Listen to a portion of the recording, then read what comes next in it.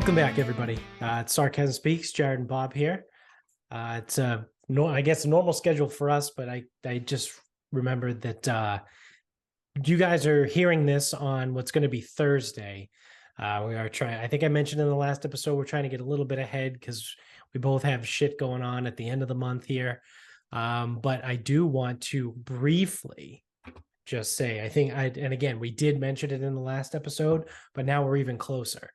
When you guys are hearing this on the day it drops on Thursday, tomorrow is the big day.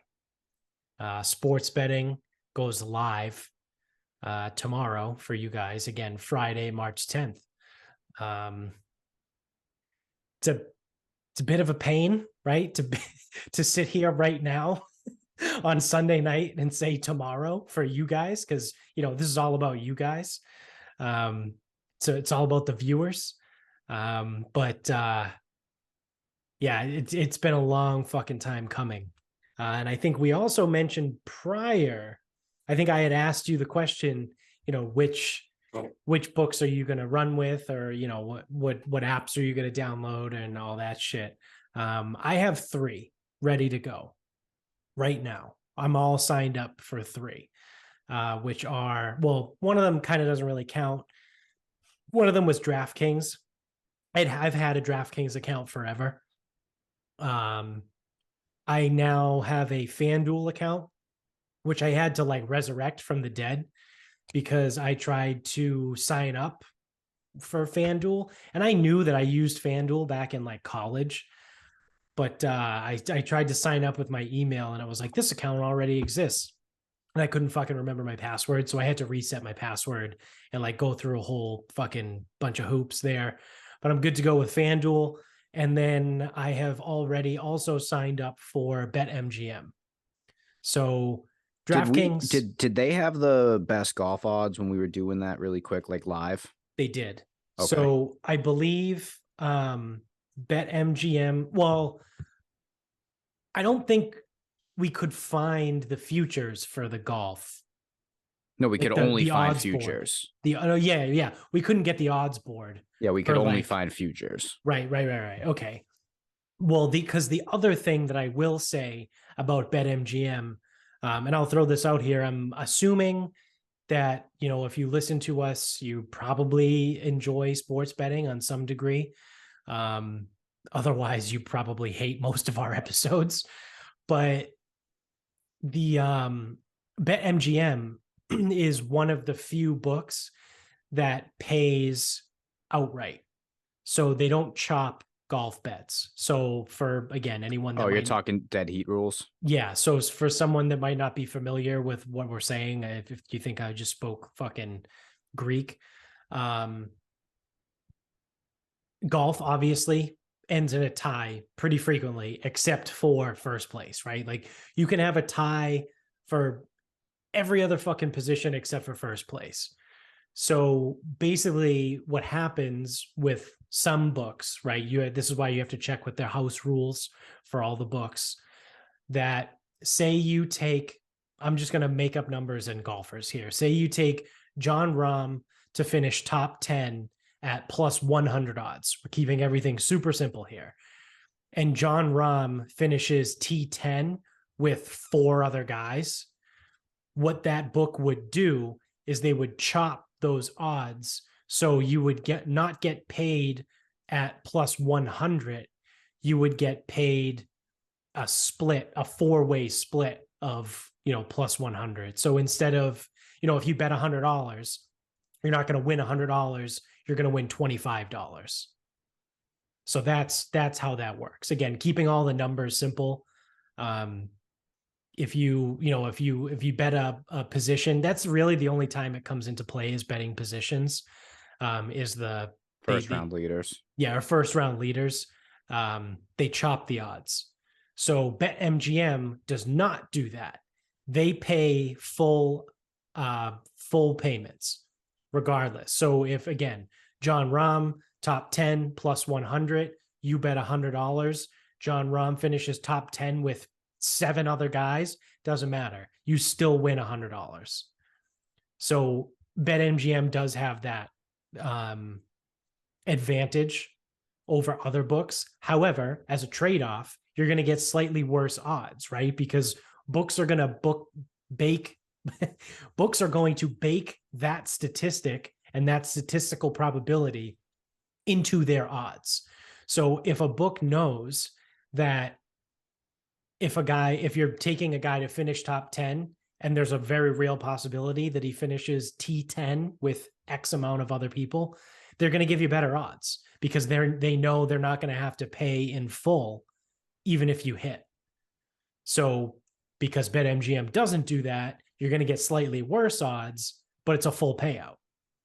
So it's, me personally, I'm willing to take the slightly worse odds for a full payout because you have no idea how many guys are going to end up tied for that position. Like I said, you might have a 7-way tie for 20th if you take a guy top 20. So now whatever your odds were just got cut by 7. So that's like, so you're gambling a little bit on, you're gambling a little bit on there being a tie, but like, say you do, I'll pull up the Arnold, the leaderboard from today. Mm-hmm. So, like if you took, come on, hurry the fuck up. Which classic Rory missing a putt on 18 to. So if you took Keegan Bradley to finish top 10. Yeah. What do you think he was? You think he was 50 to 1 to win the event? I was going to say he was probably somewhere around 50 to win. Let's say he was 60 for easy math. So if he was 60 to 1 to win the event, Keegan Bradley, and you took him top 10, would be an eighth. So like a quarter, what's a quarter of 60 is 15? Yep. And about half of that. So he would have been like about 750. 7 to 1. Yeah, I was going to guess 650. I would say plus 650. Yeah, right around 7 to 1 to finish top 10. Yeah. So you bet $100 to win 750 on him to finish top 10. But if that book has a dead heat rule, your 750 just got cut into 4. Right. Which is because about there was a 4-way tie. 150. So your $100 makes 150 just because of a tie. Right. Right? 15 times 4. No, 15 times 5. What are you trying to do? 750 divided by 4. 18 plus 180. Yeah, 187 and a half. Okay. So yeah, so it would have come down to, and so instead of making $750, now you make $187. Right. On a $100 bet. But if you had BetGM, now this is a completely made up situation. If he was 5 to 1 top 10, so your 100 makes 500, but not 750. But he finishes tied top 10 with 4 guys, you still get your $500. Right.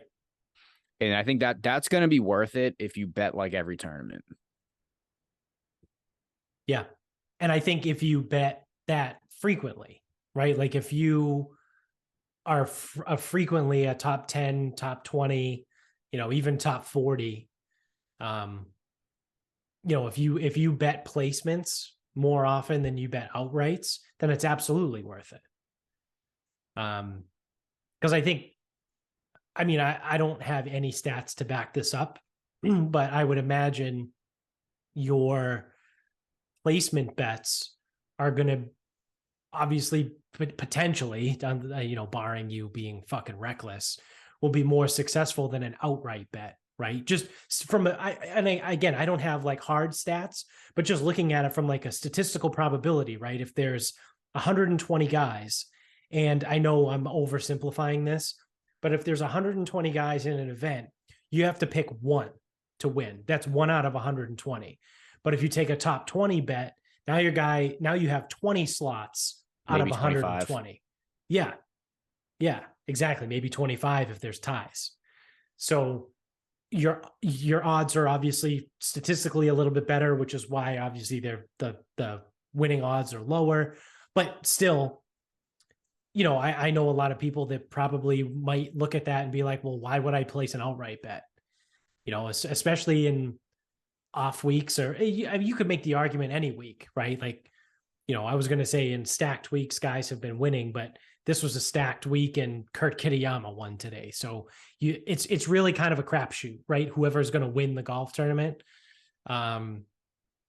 So, some people might prefer the top 10s, top 20s. And I think if you're going to go that route in Massachusetts, especially, or if you listen to us and you live in another state that has BetMGM, I would say go with BetMGM. It's worth it for you. So they might be, I'm not going to say they're going to be my exclusive golf book, but I'm going to go to them first when I'm betting golf, right? Like I'll check the other books and see what they have, but I will probably use BetMGM mostly for golf. So, and then FanDuel and DraftKings are, 6 of one, half a dozen of the other, right? You basically whatever you want to bet on, just kind of pit them against each other, see what you got, and take the better line. Which I will say, the frustrating thing now, having been able to download these apps and kind of like peruse them,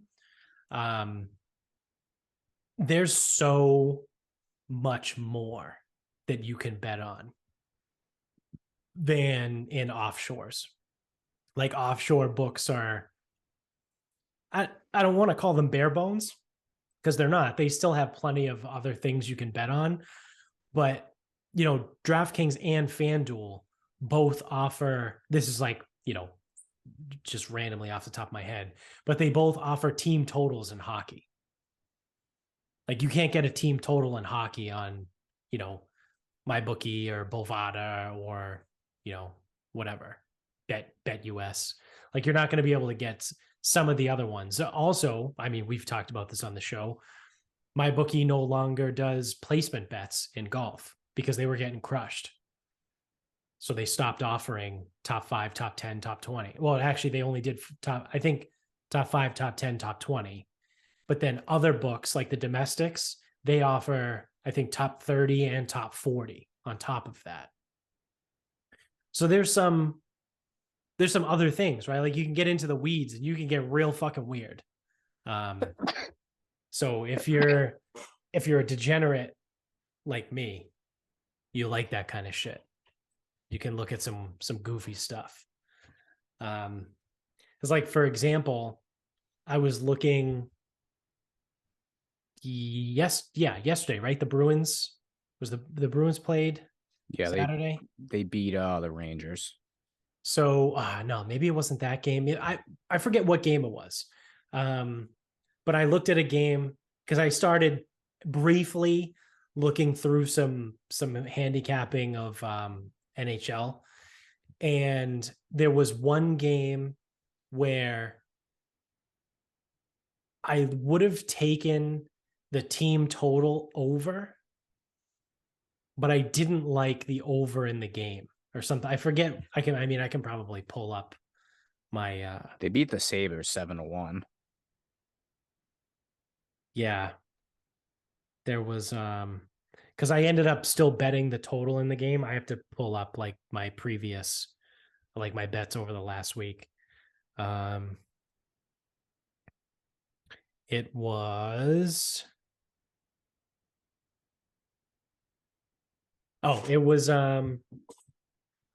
Edmonton. It was Edmonton, Winnipeg. So the game total was 6.5.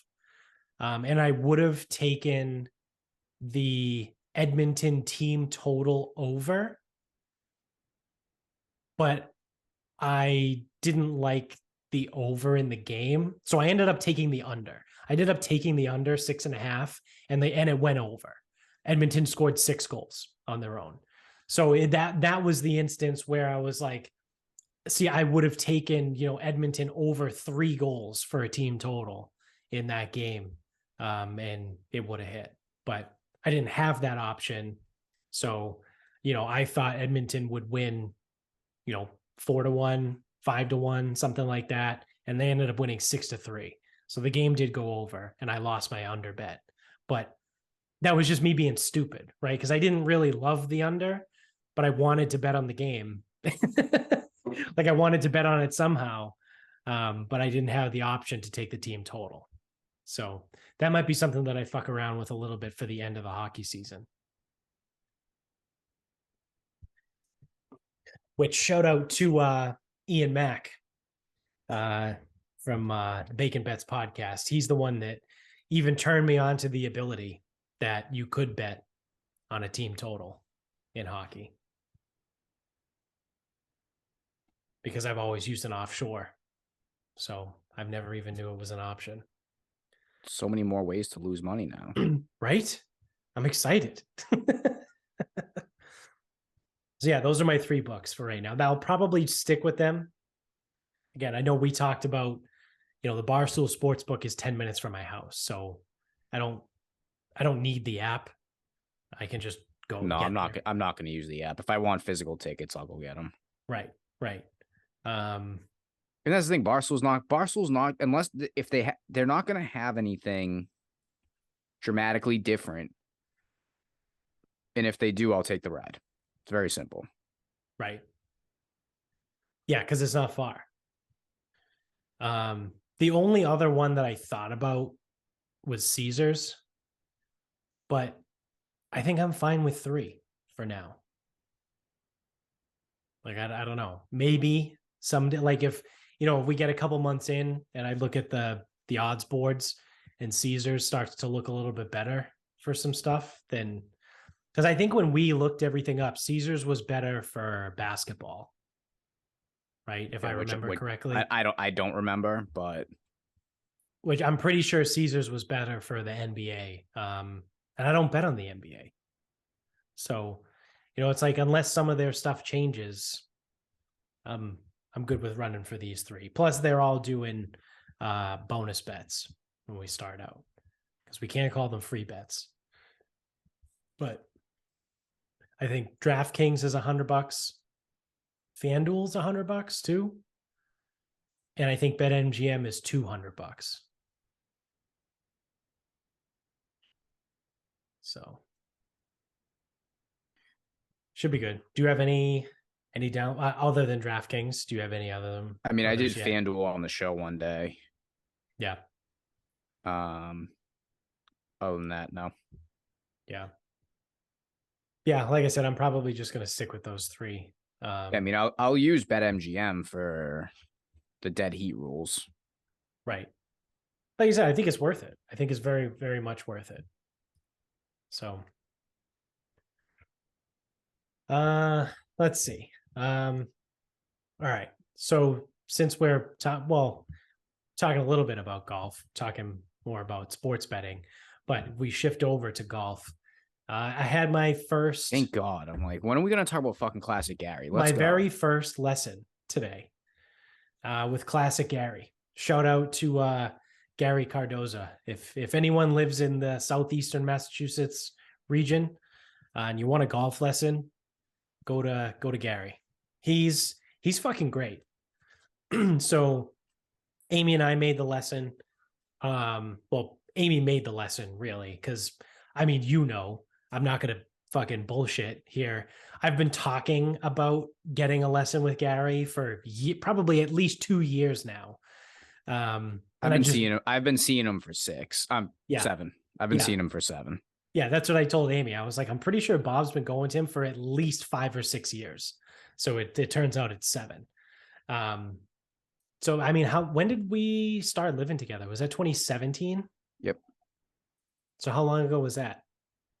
Was that 7 years ago? Simple math. Yeah. 6 years ago. So for the last 6 years, I've known that you've been going to Gary. Yep. And I've been like, yeah, maybe this, maybe that, maybe I'll hem and haw. At first, I was like, I'm not good enough to spend money on that, which is just stupid. Just spend the money. It's like having gone through it now, just spend the money. It's fine. But like I said, I'm not bullshitting here. I've been talking about it forever and I never actually pulled the trigger. And Amy was the one that pulled the trigger. She booked it for us. She booked a joint lesson back like I think like the end of January, and this was like his first available on a weekend. Yeah. So Not everyone has the lovely availability I have. yeah, he said you're going on Wednesday. Yeah. Yeah. I see him Yeah. Wednesday. He was like, "Oh yeah, I think Bob's coming actually on Wednesday." So we were just talking, but he's fantastic, right? Like I told him, it was our first lesson, so he did a little bit of like the get to know you. What are your strengths? What are your weaknesses? What's like the one big thing you want to just change, or things like that. So we're talking, and I'm telling him things here and there, and I told him actually on your recommendation that I went through and did the mental golf type. So I told him, I was like, yeah, I came out ENTP, and his face fucking lit up. He was like, that's awesome. He goes, I love that you've done that. And I told him I just did the free stuff. I didn't pay for the package. Yeah. But I at least did the test and watched some of the free videos and things like that. So we were talking about that for a little bit. So yeah, because I do remember he asked like how you learn. And 7 years ago, I had no idea. Yeah. Yeah. That's the thing is like, dude, that's the thing. I was 26. Like, he's asking me shit like that. I'm 26 years old. I was probably like an 11 handicap, maybe. Yeah. And yeah, 26 years old, 11 handicap. It's like, yeah. So you like know how you like how do you like to learn? Blah blah blah. It's like, bro. Yeah. I don't know. I hate learning. But by the time I'm 33, I'm like, actually, here's a full fucking report. Right. Right. Yeah.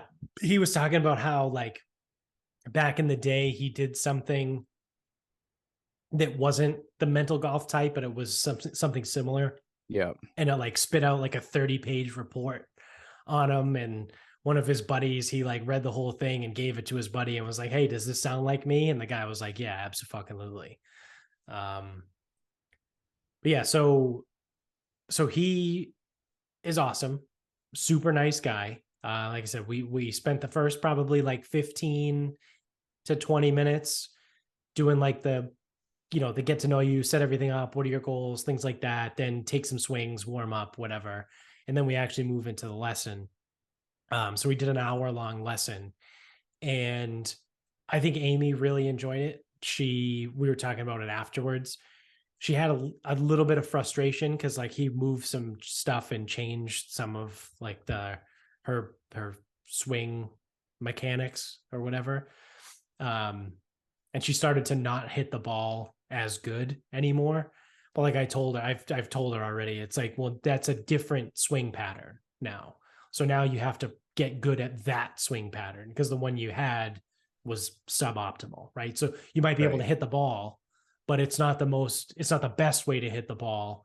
So you need to learn this new way because it's better. When you do learn how to hit the ball with the new way, it'll be better than your old way. Right now, it's not better, but with practice, it will be. So he told us the whole thing. Like he videoed the session. He's going to put it up, create like the coaching plan or the practice plan and all that stuff. Is it an app or is it a website? Like if he has you on Coach now, it is a website probably with an app. Okay. Because yeah, he said everything will be available there, and he's like, if you have questions, you can just message me through that. He's like, I'll get back to you. So it's pretty cool. He spent, I would say, probably a little bit more time with Amy, which was fine with me because I was trying to like just kind of work through with some weird mechanic stuff. And I think she got a little bit more out of it, which obviously she is brand new to golf, right? So her getting more out of it is better. All right, let's do this. Specifics. What does he have you doing? The main thing that I did was the block with the towel, because my swing path. So the biggest issue, the first thing that he had was my swing path. So you probably swing too far left. Across. Yeah, I come across. So Out to in, right-handed across. right-handed golfer, it's from right to left, basically. My swing path Yep. comes across my Yeah. So body. so you either whether you want to call it across, out to in, Right. or left. Yes. Right. So he drops he just has like a towel wrapped up with Yeah. an elastic band around it, and he puts it on the mat. You put the ball right like in front of the towel, so it forces you, like, your swing path. If you come across, you're going to hit the towel. Yeah. So the towel is it's between you and the ball, but a little bit in front of the ball. Yes. Behind, closer to my right foot, because I would hit it on the downswing. You would hit the towel? If I came across, I would hit the towel on the downswing, not the follow through. Oh, okay. I got you. I do something different. Yeah. You gotta remember though, I'm not an instructor, so that's like the thing is, like, I'm thinking of what I've done, Right. but what I do is different. So the one thing he noticed, so I did that drill a couple of times. So the one thing he noticed that he pointed out was my right arm was a little bit of an issue. So when trail arm, gotcha. Yeah, so when I'm back, when my elbow is bent, it's more stretched versus like in. Okay. So when I'm coming back, I tend to rotate the elbow backwards versus like keep it in. And so you're trying to get to your backswing by moving your arms and not turning your chest, yes? Like T-spine rotation? Or am I No, my misinterpreting right what you're arm's saying? just out of alignment. He actually told me I had pretty good trunk rotation. He was like, your alignment and your rotation look good. He was like, that you look pretty good. Because I told him that, this was the first year that I signed up for the gin handicap. So I've been using an app before this. And I was like, I kind of oscillate between like a 17, 18 plus. Like the lowest I've been is 17. The highest I've been was like an 18.7. So it's kind of like in that range. So he was like, for what I expected, he was like, your rotation and setup is actually pretty good. Okay. I misinterpreted what you said then with the arm. See, this is the other thing too, though. It's like technical shit. Like I don't always understand it. Yeah. And this is why he and I, again, it's also been 6 years. Right. So we've done some technical stuff, but he knows I'm too stupid to handle technical stuff. So we kind of don't do it. Yeah. Yeah. Because because that's the thing is, again, I'm too stupid or fucking I don't have enough body awareness, whatever it is. Yeah. It doesn't fucking work. And I don't know if it's because I swing lefty, but I am right-handed, and that's what fucks me all up. Yeah. But yeah, he gives me lots of, like, I always have props for whatever I'm doing. Yeah, he's hilarious because he's like, he pulls out all these things and he goes, yeah, it's high-tech golf teaching tool or whatever. Because a towel. It was a towel wrapped in an elastic band. He had Amy. I've used that towel. He had Amy step on a sponge right on her left foot to get her to like learn how to like squish the sponge and turn her hips. And I've used like my fucking pitching wedge for that. Yeah. Like we put so it would have been my trail foot. Yeah.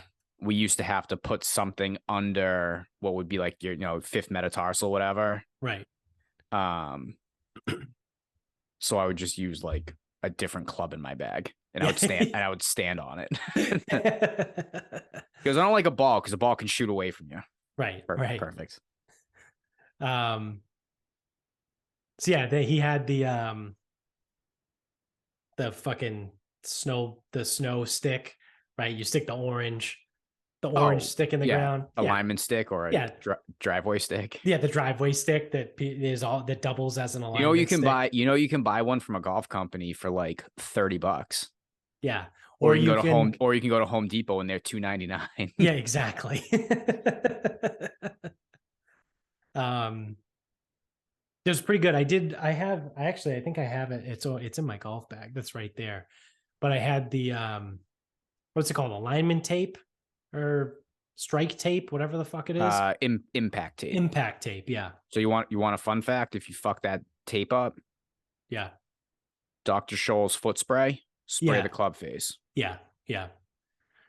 But I'm gonna snag it real quick. Stand Yeah. by. So he definitely can't hear me, but it's kind of interesting to know kind of where he's going with this, because the impact location, I'm actually sort of curious to what this is. Yep, you're covering it. That's right. Yeah.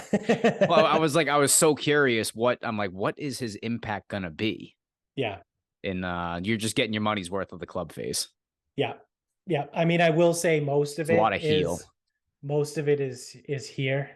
Yeah. This is one that you can see. This is Turn this the is toe a one little more. towards me. No.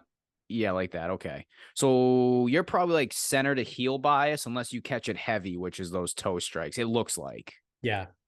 Yeah, you can see this is one, and that's another one.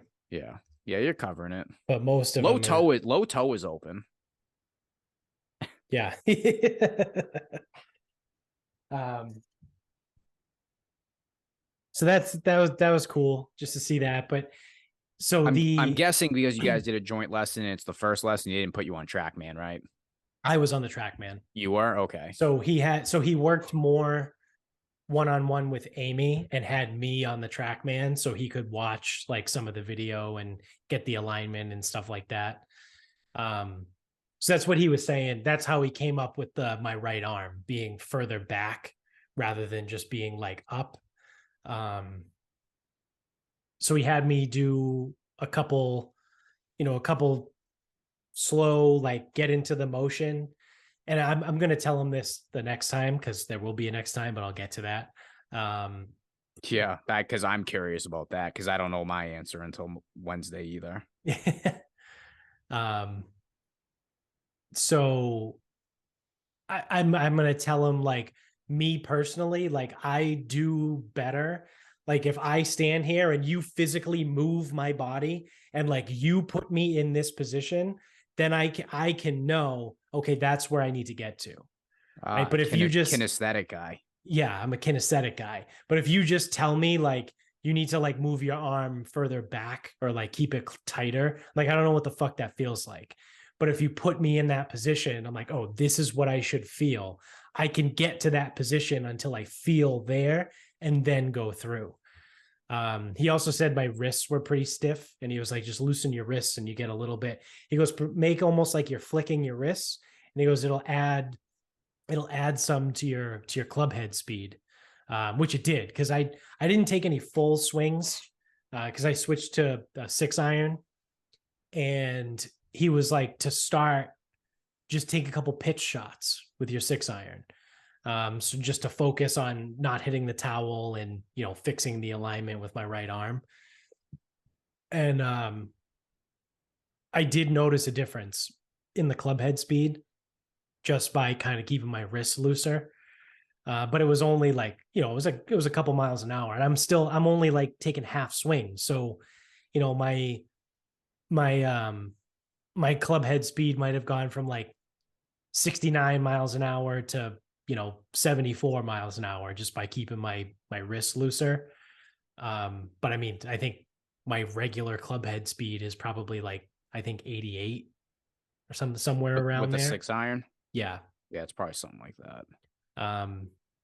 But I mean, if I went from a 69 to 74, if I do that with a full swing and can go from like an 88 to like a 90 or like a 90, like even if I only add 2 miles an hour of club head speed, like that's still, I take it.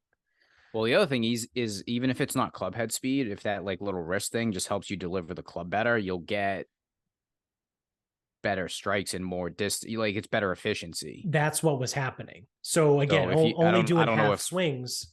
I don't know. So I don't know what smash factor figures are. I hit a 1.45 on one of them.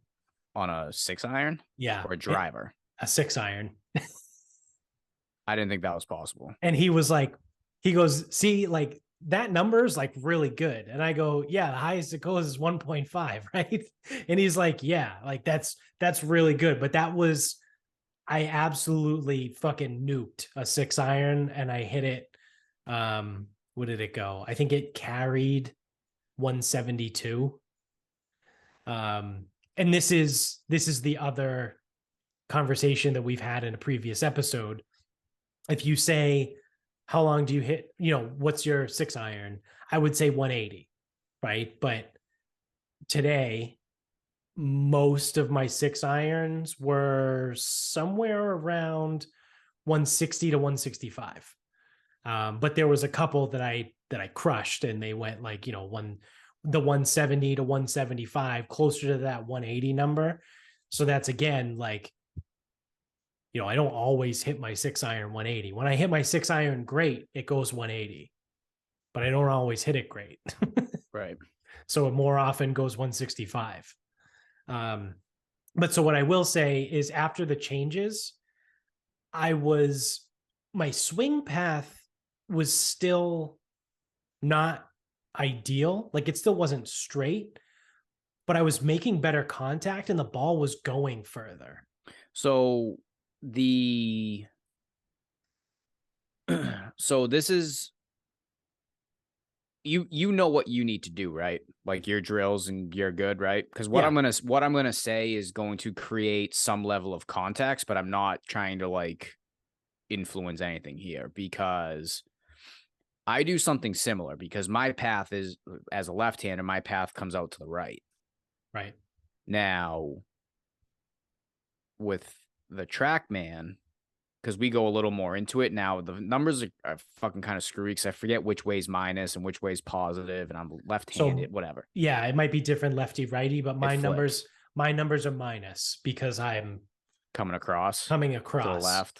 So, like, see, now if you think of like a number line, that makes sense, because 0 is 0. To the right is 1, 2, 3, 4, 5, whatever, and then the other way is minus whatever. Yeah.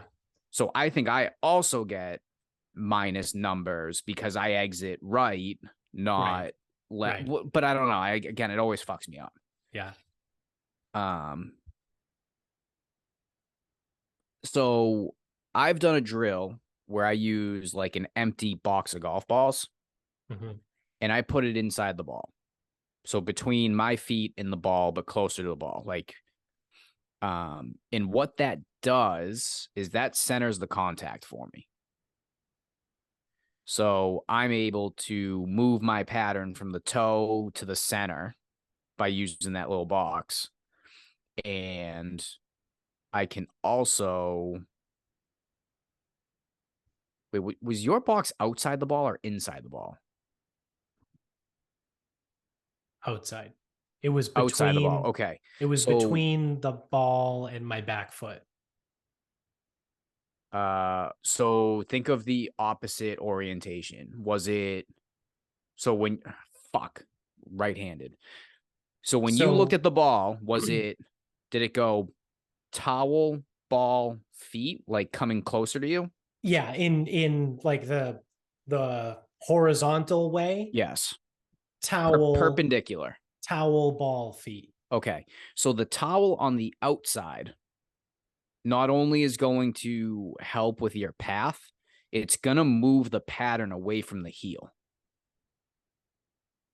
So I do the opposite because I strike on the toe, even though our paths are similar. So if I did your drill, I mean, I might be able to figure it out. I don't know. But I'm probably going to rip the ball off the toe even more. Or probably the same. Like, it might not work for me. So I have like a different drill to accomplish the same thing, because then it gets even dumber, because there's a difference between path and swing direction. Yes. So the path is where the club is going at impact, but swing direction's like a hula hoop, because the swing is, there's impact and there's the whole thing. Right. So my whole thing moves right, even though at impact I could be neutral. Yeah. Fucking mine does the same thing. So when I first started, my club direction, swing direction was like around like -9. Yeah, that's far. Yeah, and I see a 6 and I get fucking my swing path was like a -11. right? Like minus 13, minus 11. And after he made some changes, the number got down. So my club direction is Swing what direction. swing direction, whatever. My club head fucking swing direction was like a -5, -6. Yeah. And And my swing path was like a club path. -9. So the numbers basically went from like -9 and -13 down to like a -6 and a -9. So it was still minus. Like I said, I was still coming across, but I was making better contact. And that's part of what he said. He said part of that is your right arm, but because it was the way I was moving my right arm caused me to hit a little bit behind the ball. So he's like, you're still coming across, but now you're actually hitting the ball first. So he was like, there's still a little bit more to go, but this is obviously better. Yeah, because I mean, ultimately, like if you can figure out strike, then the rest of it's a little bit easier in a way. Yeah. Because that's the thing is like if you have neutral path, neutral face, but you strike it like shit, you still have a shitty shot. Right. Right. And I think I didn't say this to him because we were just kind of like moving through stuff. But I think part of the reason like my right arm was all fucked up is because I used to have a retarded swing where it was like level, basically. Like my right arm was basically straight. And I changed that after Hawaii last year because I've never seen I think we talked about this on the show. I've never seen myself swing a golf club before until we were in Hawaii and Amy took pictures of me like as I was on the tee box or whatever, and they're live photos. So they move. And I was like, holy shit, my swing looks like fucking shit. Like I look like I'm retarded. Like I'm pretty sure we talked about this on the show. Yeah. So after that, like I just started watching a couple videos and was like, all right, dude, you need to bend your fucking right elbow. Like that's so then like I went to the range and I started I still have the Dartfish app on my phone from when I used to teach biomechanics. So I took my phone and I filmed myself on the range using Dartfish. And I saw and like I made some changes and like, okay, cool. Now I can bend my right elbow in my swing, like my trail arm in the swing. But I think because my previous pattern was so like level and straight and back, I was still doing the same motion, just bending the elbow versus like turning and keeping that elbow in. So I'm pretty sure I know why the issue was there. And obviously it's working on getting better. It's not nearly fixed, but I at least know what's going on. So that brings me to the future lessons. Again, Gary's amazing. And he was like, our lesson was at 11, and it was for an hour. And at like 12:10, he was like, hey, this was like awesome stuff. He goes, I just kind of realized it's 10 after the hour and I got my next client out there. He's like, both of you guys did some really good stuff. He goes, I feel like we kind of like were really close to like making a big breakthrough, but we didn't quite hit it. He goes, I would really like for you guys to be able to stop back here at some point, in the next week. He goes, I'll send you an email with some dates and some times. He goes, even if it's only for 30 minutes, like that's fine. He goes, I just kind of want to like let you guys take full swings because you've been kind of doing your thing and you haven't been having full swings, like a full regular swing. And he was like, I won't charge you for it. Like you just come in, we'll do it and we'll get it done. And I was like, yeah, man, like even if I said it to him, like even if we can pay something, like you got to make a living too. But he was super nice about it. It was like, no, don't worry about it. Like, it'll only be like a half hour. I just want to actually be able to like see you hit balls. So he's a great guy. Like he actually like cares. Like you can tell some people they just kind of like do some shit. I mean, I used to see this with coaches in weightlifting, right? Like the coaches would like give you a couple things and then, send you on your way. But he's literally like, no, this is what I have. And like, I want to see you put it into action in a full swing. So I would really like it if you guys came back, and I'm not going to charge you for an abbreviated session in the future. So I thought that was really cool. Like it was a nice thing. Like he didn't have to offer that.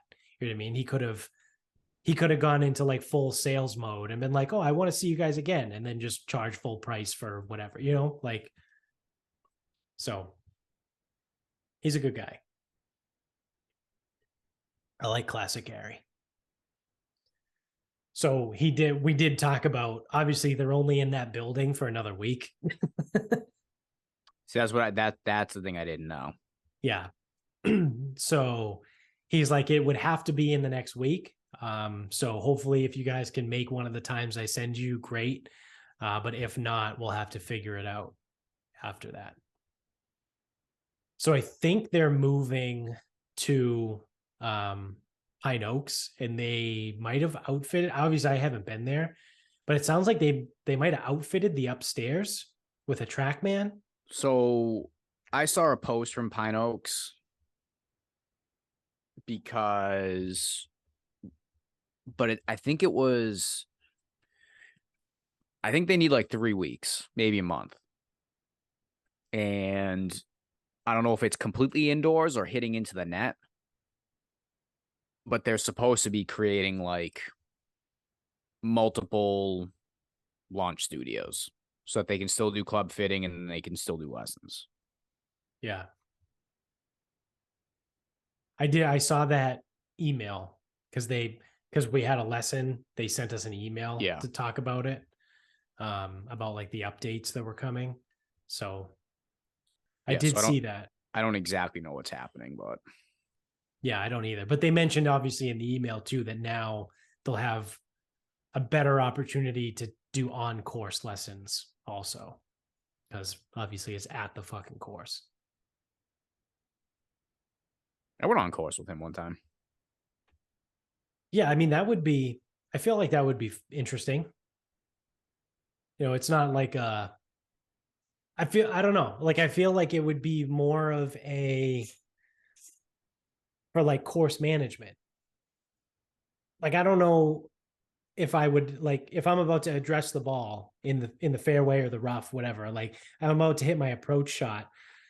Like he probably doesn't want to like change too much, right? And I don't know if I want to ask like, oh, what should I do here? Like he's not a caddy. Like I'm not gonna be like, oh, what club do you think I should hit? Like, you know what I mean? Like but I feel like he might be good for the game management type of stuff, or I don't know. Like I'd be interested in it, but I just don't know how it would go, right? Like lessons on the course as you're playing. The best thing I got out of it was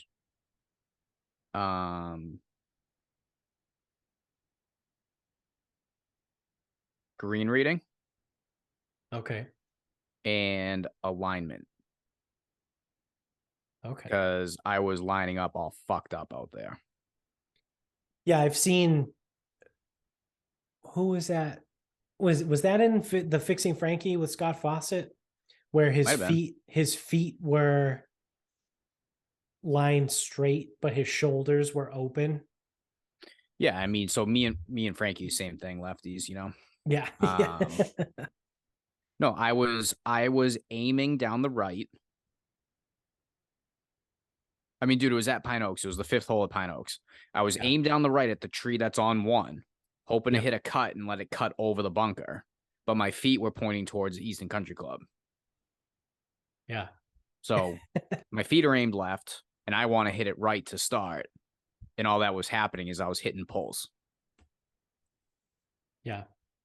So that's the thing, is like we do all this shit for like lessons, whatever. Now I'm obviously in a different stage that you guys are in. Like you guys still have to do the stuff that he's teaching you. But, we do all this shit in lessons, and then I go to the course, and then it's as simple as I'm not fucking pointed the right way. Yeah, that's why the game is dumb. So stupid. Yeah. That's pretty good. So, yeah, I Yeah, I mean, think I only shot. I think I shot 4 over when we played.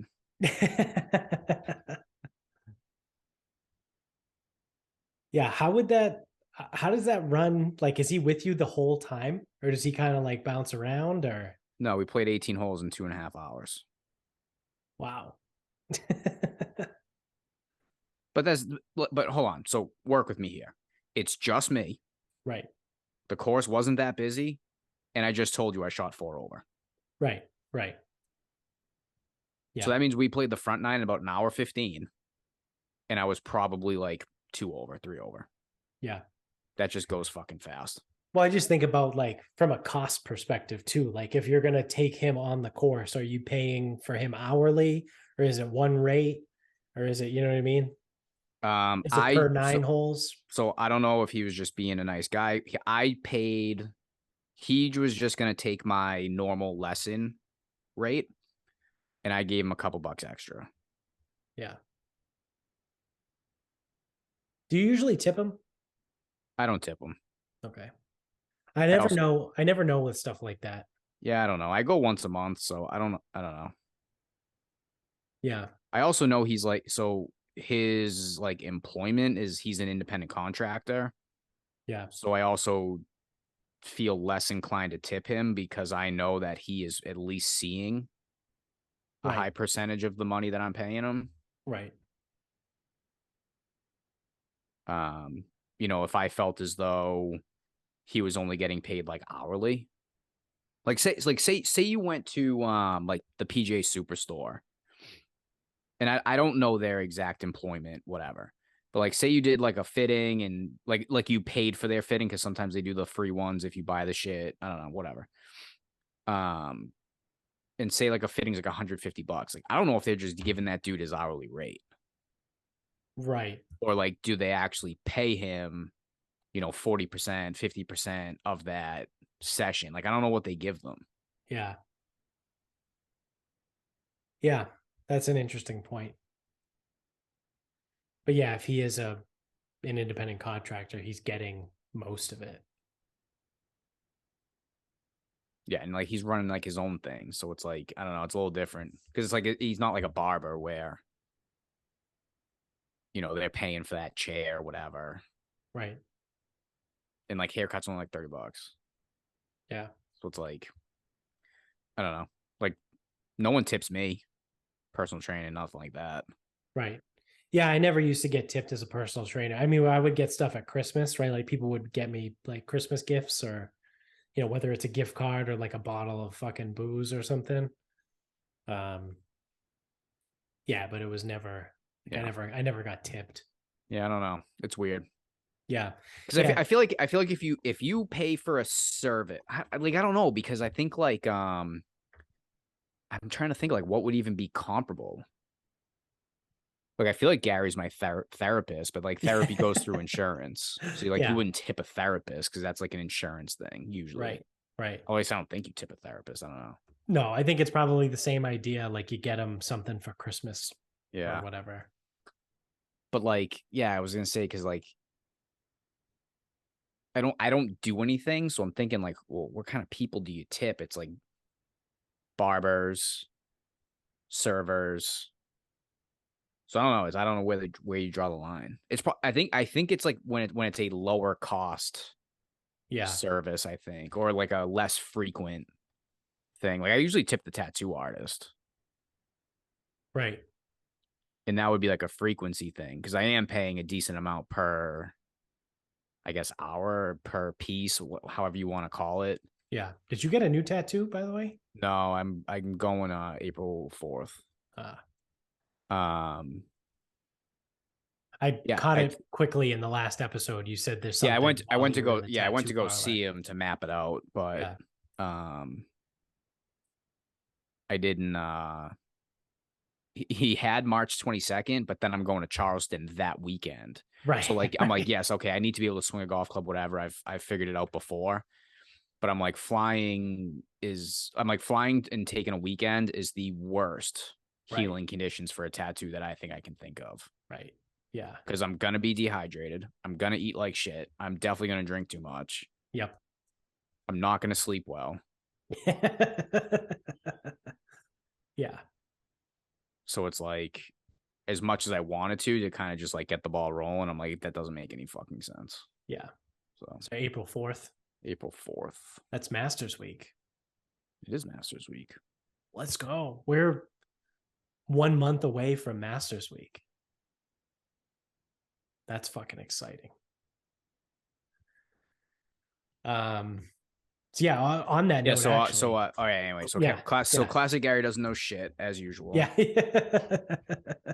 yeah, fucking guy. So on that note, I don't know. Do we want to wrap it up? We could. I don't even know what time. Yeah, Yeah, it's been an hour. at that time. So my final thought is a question for you. Yes. And how did I phrase it in here? Because that's how I want to do it. Does barbecue sauce belong anywhere near pasta? Thoughts? No. Okay. So I'm going to tell you why it does. Enlighten me. So I made, when was this? This was like Thursday. So I had chicken sausage, and it was like a sweet and smoky chicken sausage, whatever the fuck it is. Mm-hmm. And it's kind of sweet, not really smoky, whatever. But it definitely fits like a barbecue-y type theme sort of thing. Yeah. So that was my starting point. I also had some peppers in there, so I'm making peppers, the little sausage, and I got the pasta cooking. So my thoughts are, well, this sausage kind of tastes barbecue-y anyway. I'm going to try something. And if it sucks, I'll never eat it again. So I have a little bit of barbecue sauce, and I throw it in with the sausage and the peppers, almost like a tomato paste. Like that's kind of how it went in the pan. Okay. So like, because obviously it's not like, now I'm not a fucking monster here. I didn't take a meal, add barbecue sauce, and like stir it around. Yeah. So I use barbecue sauce almost like it's tomato paste. Mm-hmm. And then pasta water, hit it in the pan, a little bit more, a little bit like season it up, whatever. Like that's how I make it, like a coherent type of like sauce type thing. Yeah. Then added the pasta, whatever. So not only does it kind of like mellow it out, it also like cooks it down a little bit. And in that sense, barbecue sauce does fit around pasta. Huh. That's interesting, and that's good to know, because when you originally posed that question, But I was fucking just dumping barbecue sauce. Yeah, like you have a bowl of plain spaghetti and you just put barbecue sauce on it and then just fucking eat it. No, it's gotta be cooked in, and it's gotta be coherent. Again, I use the pasta water to kind of like dilute it. Right. And so it does end up being kind of sweet. Like you definitely know there's barbecue sauce in it. It's like we're not hiding anything here.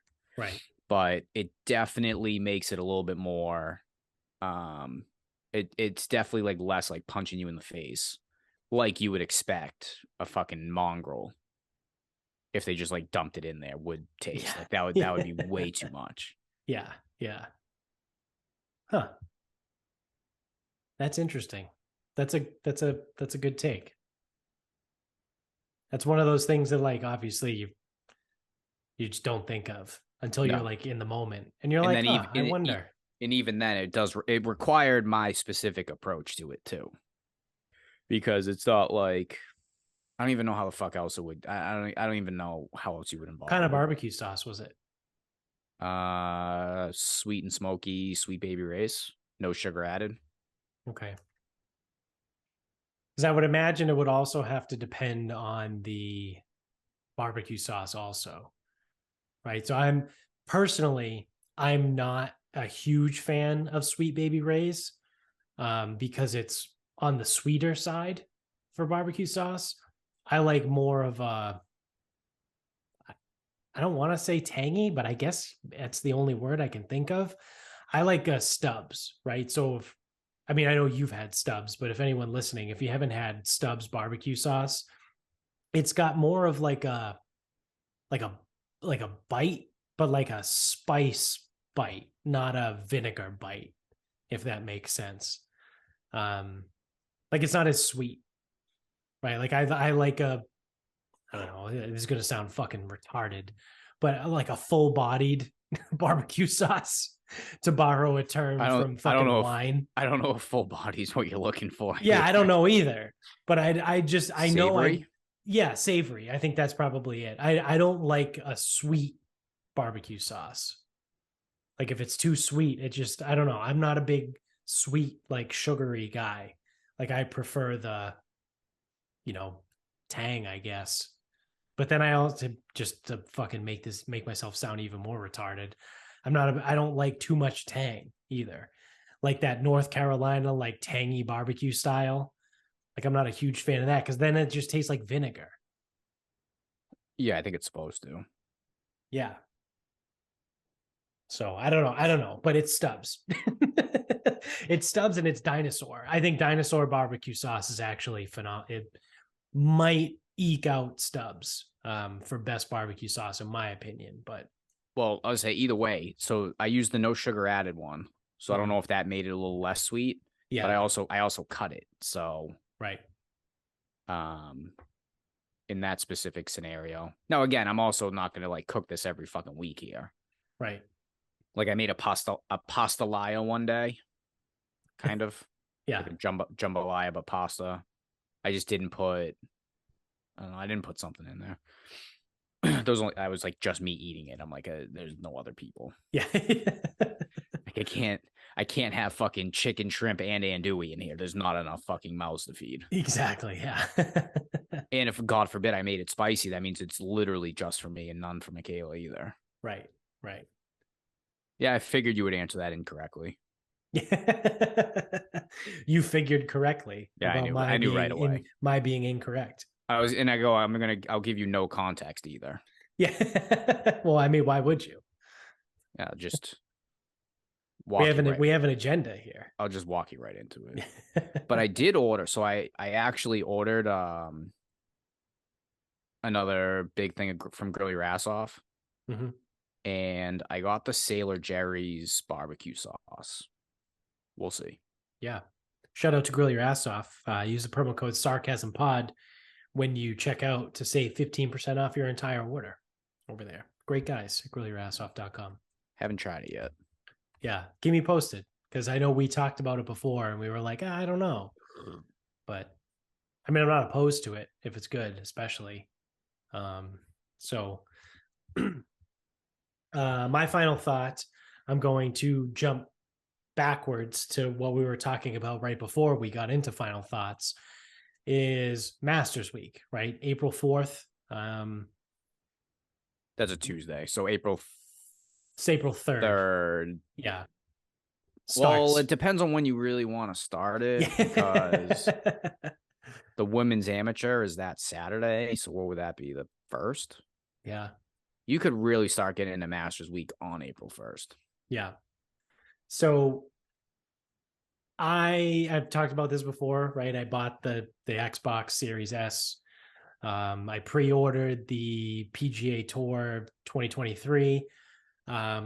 It was scheduled to be released on March 24th, but they have now delayed it to April 4th.